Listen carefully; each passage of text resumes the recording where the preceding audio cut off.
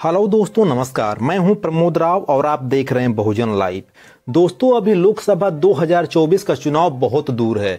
उससे पहले 4 राज्यों में विधानसभा के चुनाव हो रहे हैं, लेकिन लोकसभा 2024 के चुनाव की चर्चा इतनी तेजी से चल रही है, उसके सिर्फ 2 वजह हैं। पहला वजह यह है कि बहन कुमारी मायावती जी किधर जाएंगी, और दूसरी वजह यह है कि ओवैसी जी की भूमिका लोकसभा 2024 में क्या होगी।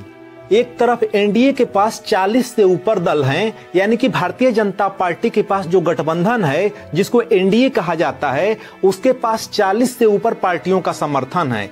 वहीं पे जो दूसरा दल है, यानी कि विपक्ष, जिसका नाम इंडिया गठबंधन दिया गया है, उसके पास भी अभी तक 26 दलों का समर्थन मिल चुका है।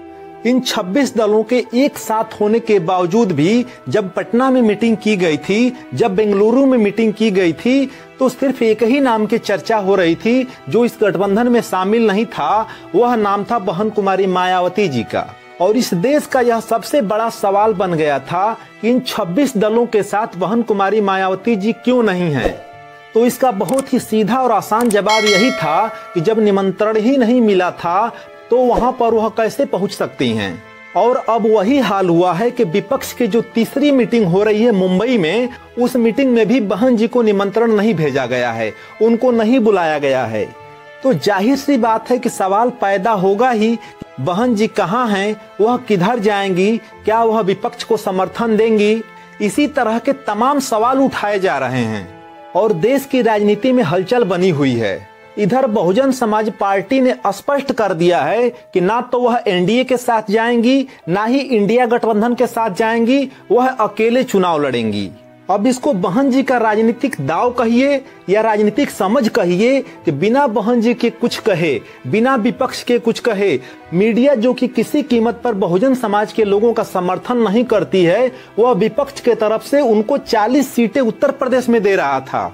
इसको कहते हैं हैसियत, राजनीतिक पावर, कि बिना सीट मांगे मीडिया 40 सीटें चिल्ला चिल्ला करके नेशनल चैनलों पर दे रहा था और कह रहा था कि बहन कुमारी मायावती जी विपक्ष के साथ मिल करके लोकसभा 2024 का चुनाव लड़ने वाली हैं और उत्तर प्रदेश में 40 सीटें मांग रही हैं।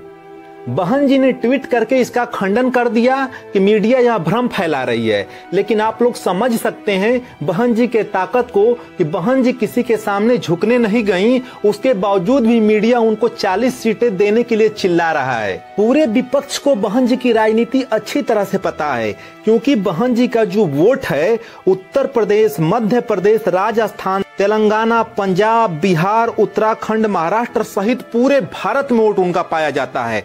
क्योंकि शेड्यूल कास्ट के जो लोग हैं, जो बहुजन समाज के लोग हैं, पूरे प्रदेश में, पूरे देश में निवास करते हैं और हर जगह पर बहुजन समाज पार्टी का अच्छा खासा वोट बैंक है। वहीं पे अन्य नेताओं की बात कर लिया जाए तो वह सिर्फ अपने प्रदेश में ही सीमित हैं, उनका वोट अन्य राज्यों में नहीं है। कांग्रेस पार्टी का पूर्व में जो वोटर था, दलित और मुस्लिम, वह दोनों कांग्रेस पार्टी से खिसक चुका है और जो सवर्ण वोटर उसका था, वह भारतीय जनता पार्टी की तरफ शिफ्ट हो गया है। यही वजह है कि कांग्रेस पार्टी का पूरे देश से सफाया हो गया।